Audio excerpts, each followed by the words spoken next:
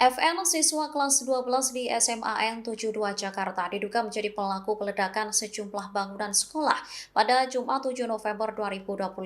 Seorang wanita yang mengaku sebagai tante FN histeris melihat kondisi keponakannya penuh luka. Wanita tersebut menangis saat mencari keponakannya yang disebut-sebut menjadi pelaku peledakan di sekolah. Menurut dia, orang tua keponakannya sedang berada jauh di luar negeri. Ia datang ke SMAN 72 Jakarta setelah foto-foto keponakannya beredar di media sosial. Dari penuturan wanita itu, dirinya sengaja mendatangi SMAN 72 Jakarta setelah melihat beredarnya foto seorang pria yang terkapar dengan adanya beberapa senjata. Saat tiba di sekolah, FN sudah tak berada di lokasi lantaran dibawa ke rumah sakit bersama para korban lainnya.